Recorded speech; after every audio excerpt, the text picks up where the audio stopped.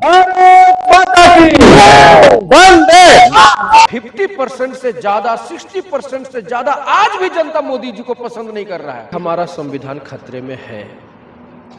संविधान के मूल भावना के साथ भी खिलवाड़ किया जा रहा है। आजाद भारत के नागरिक अपने आप को समझते हैं, वो भी विचारधाराओं का गुलाम है। प्रधानमंत्री जी माननीय नरेंद्र मोदी जी के जितने भी, चाहे वो अमृतकाल की बात करें, विश्व गुरु की बात करें, सिर्फ एक राजनीतिक कहा जाता राजनीतिक एजेंडा है या घोषणा है। लोगों को महंगाई के एहसास न हो, बेरोजगारी का ये एहसास न हो, गरीबी का ये एहसास न हो, भ्रष्टाचार का ये एहसास न हो, आप उसको हिंदुत्व के चाशनी में ऐसा घोलते हैं कि वो बेचारा अपना सब कुछ भूल जाता है और हिंदुत्व के पीछे दौड़ जाता है। ये आप उसका नाजायज फायदा उठा रहे हैं। वर्ष था 1950, तारीख थी 26 जनवरी, जब भारत में संविधान लागू हुआ और उस वर्ष और उस दिन और उस तारीख से पूरा भारतवर्ष में गणतंत्र दिवस धूमधाम से मनाने जाने लगा।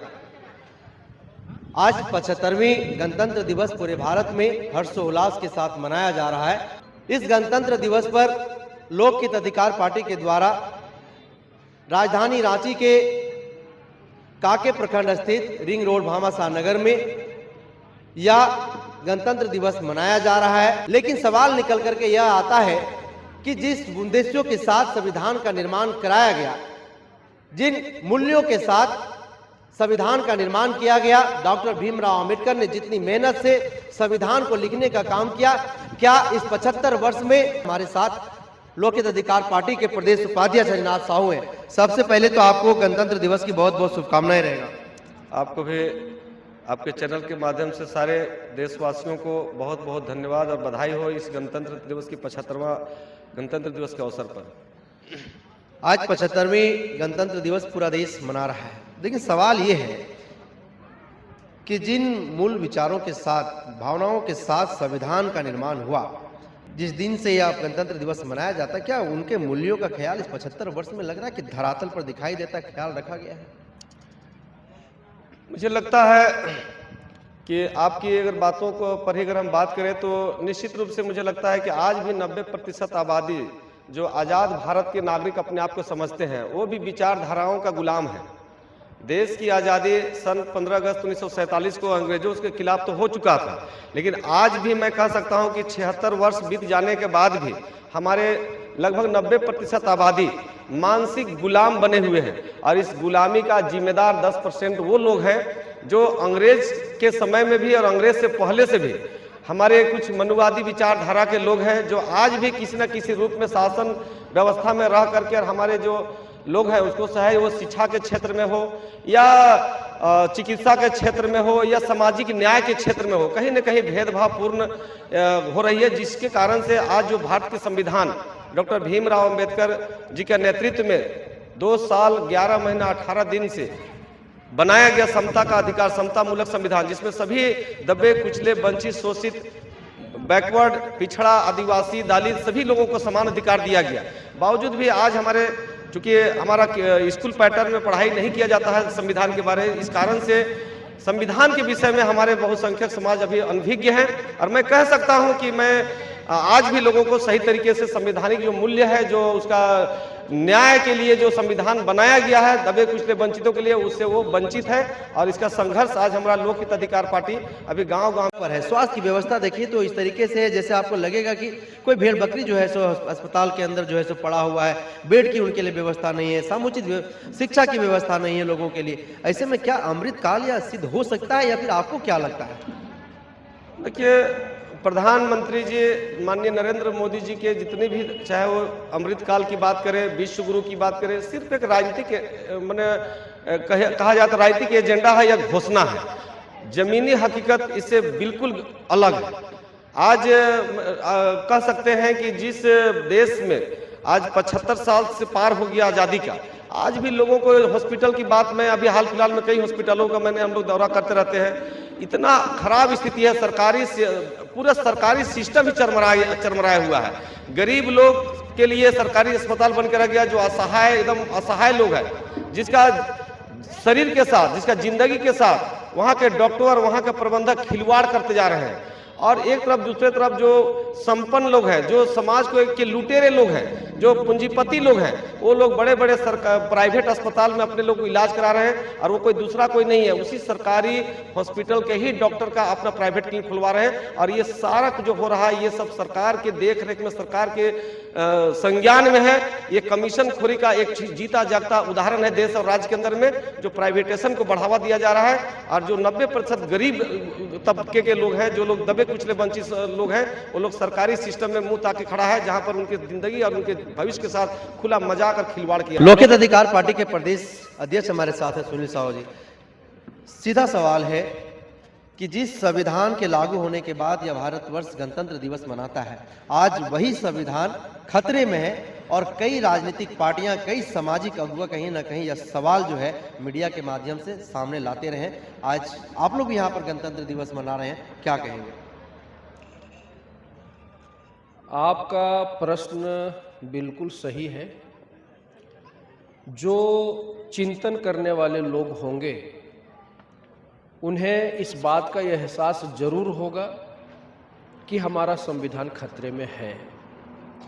संविधान के मूल भावना के साथ भी खिलवाड़ किया जा रहा है। अब प्रश्न उठता है कि कौन कर रहे हैं?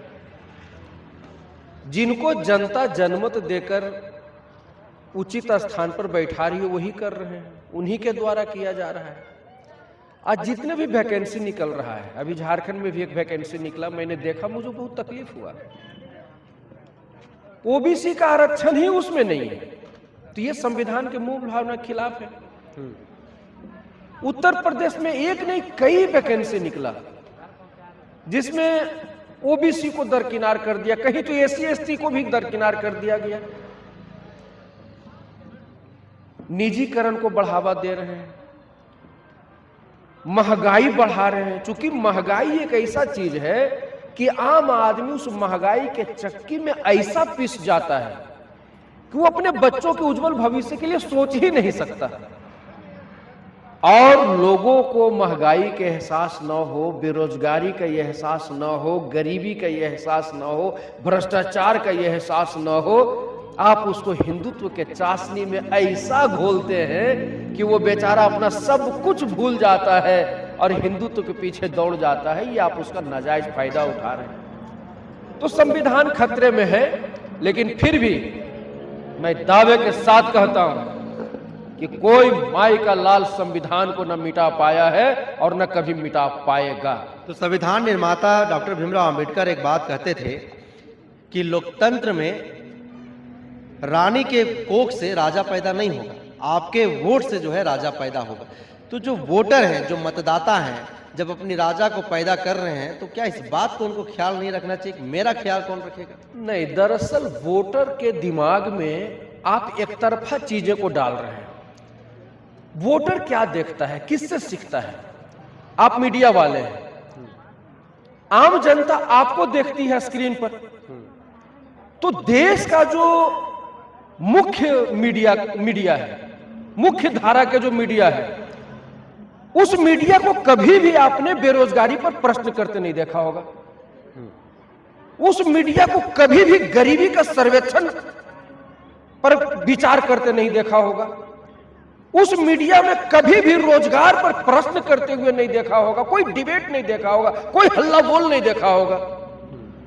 सुबह से शाम तक हिंदुत्व हिंदुत्व और हिंदू मुसलमान का जहर, हिंदू मुसलमान, हिंदुस्तान पाकिस्तान, हिंदुस्तान पाकिस्तान। अब आम जनता जो पढ़ा लिखा कम है, वो जो देखता है वो सीखता है। तो आप आम जनता को गुमराह करके उनका वोट ले रहे हैं। लेकिन इस देश में जागरूक मतदाता कभी कमी नहीं है। नरेंद्र मोदी जी प्रधानमंत्री बने, लेकिन वोट सिर्फ 32% मिला था। 68% जनता ने 2014 में भी मोदी जी को वोट नहीं दिया था। 2019 में मोदी जी फिर प्रधानमंत्री बने, लेकिन वोट उनको सिर्फ 37% मिला था, 37%। यानी कि 2019 में भी आम जनता ने 63% वोट नहीं दिया था। तो आज 50% से ज्यादा, 60% से ज्यादा आज भी जनता मोदी जी को पसंद नहीं कर रहा है। लेकिन ये इनको विरोधी पार्टियों लोगों ने बांट के रख दिया। अब ममता बनर्जी कहती है हम इंडिया गठबंधन में रहेंगे लेकिन टोटल सीट पर रहेंगे। भैया कौन सी का गठबंधन? नीतीश कुमार जी के बारे में सुबह से शाम तक चल रहा है कि जो विधानसभा डिसॉल्व करने में साथ देगा हम उनके साथ रहेंगे, लालू जी साथ देंगे, लालू जी के साथ रहेंगे, मोदी जी साथ देंगे, मोदी जी के साथ रहेंगे। सब निजी स्वार्थ की राजनीति कर रहे हैं। अब पंजाब के मुख्यमंत्री कहते हैं यहां पर तो हम टोटल सीट पर लड़ेंगे, कौन सी गठबंधन? तो कहीं पर विभिन्न दल के लोग लड़ते हैं, वोटर वट जाते हैं और भारतीय जनता पार्टी कम से कम वोट लाकर भी वो बहुमत प्राप्त कर लेती है। तो जनता दोषी नहीं है।